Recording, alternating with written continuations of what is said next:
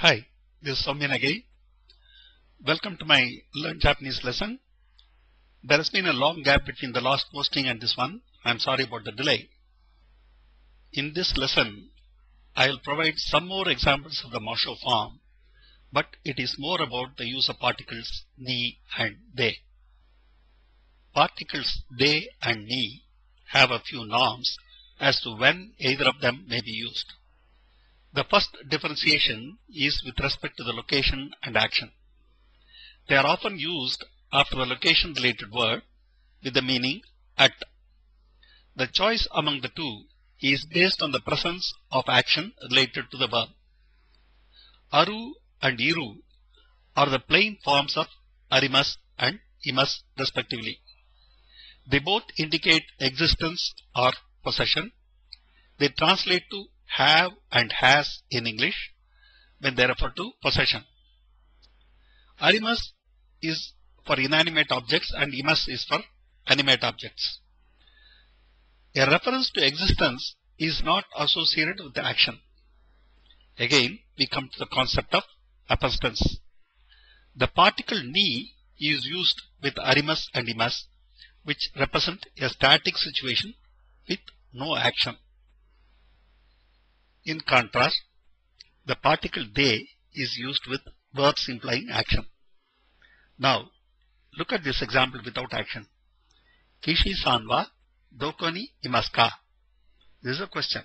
Kishi-san, Mr. Kishi, doko ni, where at, imasu, lives. This means, where is Mr. Kishi? Or, where does Mr. Kishi live? This talks of existence. So, the particle after the word related to place is ni. The place related word here is doko, meaning where. The simplest form of answer to this kind of question, we can form the answer by replacing doko with the name of the place and drop the question particle ka. For example, the answer can be Kishi-san wa Shinjuku ni imasu. Shinjuku is the name of a locality in Tokyo. Ni is normally associated with smaller places. Well, we said mere existence is not action. So let us look at a sentence which involves action. Kishi-san wa doko de kaimono shimasu ka?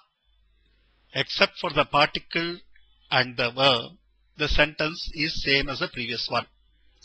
The verb now is kaimono suru. By implication, the suru verbs are always action verbs. The associated nouns are referred to as action nouns. Kaimono is an action noun for the act of shopping. Kaimono suru means to do shopping. Since this is action, we use the particle de after the word indicating the place. Here, in the question form, doko is the place word. In the answer, doko will be replaced by the name of the place. Where does Mr. Kishi do shopping? Or, where does Mr. Kishi shop? Would be the right translation for this question.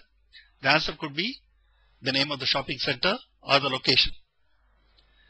The takeout is that the particle after the location word can be ni or de depending on whether there was some action in the place or not. If there was no action, you use the particle ni. If there was action, you use the particle de. This is yet another example for the same concept. We show only an example for the particle de. This particle is placed immediately after the word indicating the place of action. Now, let's look at the example. Dobutsu-en de masho.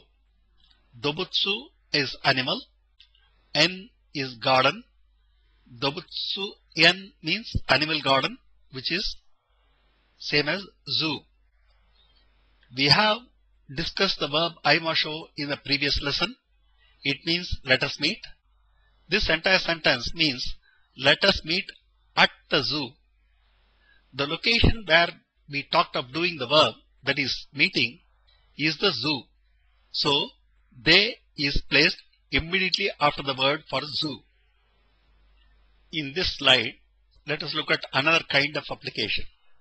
In the earlier examples, the particle they came after the place or location related word. In our new example, they is used to indicate the means with which something is done. It is almost like the noun which precedes the particle they is the tool with which the action specified by the verb is done. This noun is used to do the verb. Foku de tabemasho. Tabemasho means let us eat. Tabemas is the masu form. Taberu is the plain form. It is a group 2 verb. So the te form is tabete. Foku stands for fork. F-O-R-K, fork. It is actually a transliteration.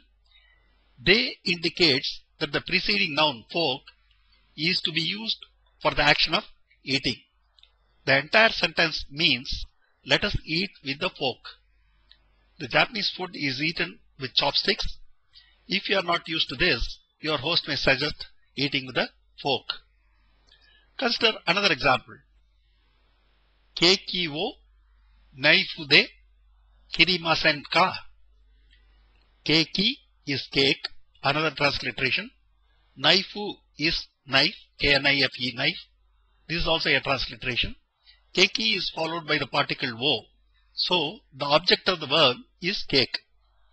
Naifu is followed by de. So the tool for doing the verb is knife. Kirimasen is the negative form of kirimas. Kirimas means to cut. Ka is the question particle. Kiru is the plain form meaning to cut. It is a group 1 verb. Kitte is a te form. Translating groups of words, we get cake, knife with won't you cut. Won't you cut the cake with a knife is the meaning. It is also in the same nature of suggesting as is the masho form, but it is not a let us do form. It seeks to convey the suggestion that the listener do something in a particular way. These often expressed with a negative question. Negative questions are a polite way of suggesting. Let us look at some more examples of the kind we saw in the previous slide. They also indicates the means of communication.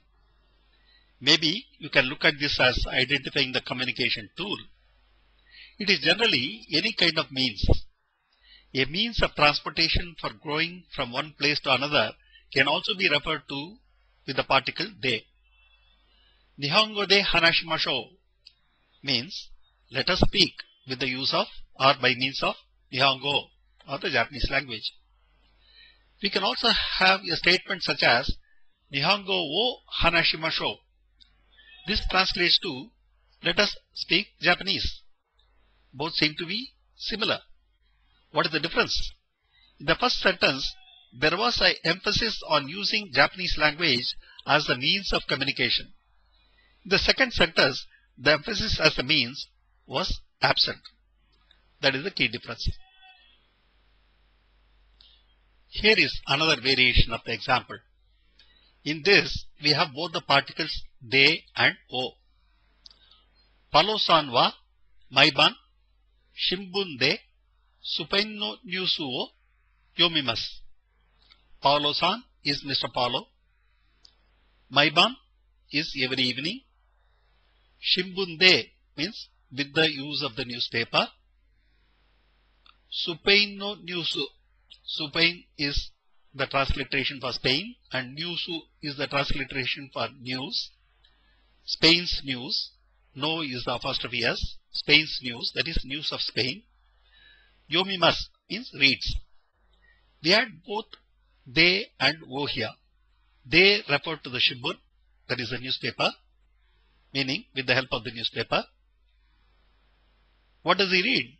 Look at the phrase preceding the particle wo. Supain no news. The object is the news of Spain. The means is the newspaper. The object could also have been sports news. Instead of Spain news, it could have been sports news. The means could still have been the newspaper. Compare this with the next sentence. Paulo-san wa Maiban shimbun wo yomimasu. We didn't use the particle they here. We didn't say the means. We simply said Mr. Paulo reads newspaper every day. That's all.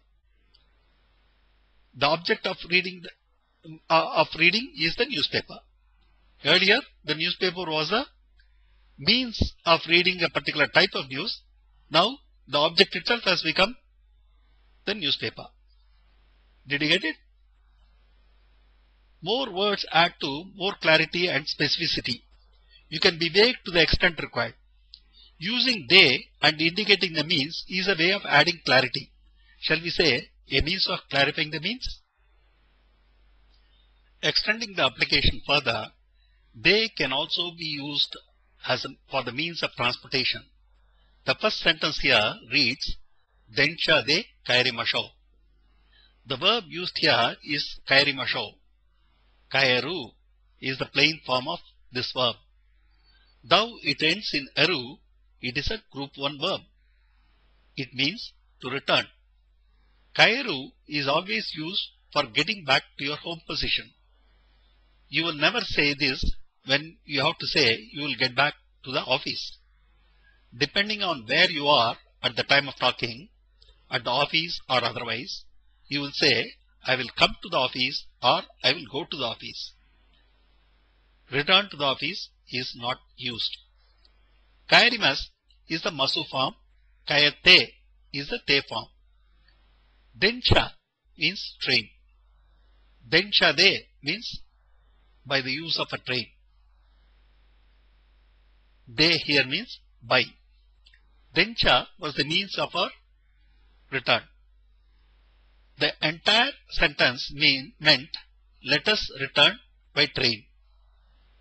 In this example, we had the noun as the means. A verb can also be the means at times. Let us look at the next sentence. Aruite kairimasho. This meant let us return by walk. Aruku is the group 1 verb meaning to walk. Arikimas is the plain present form. Aruite is the te form.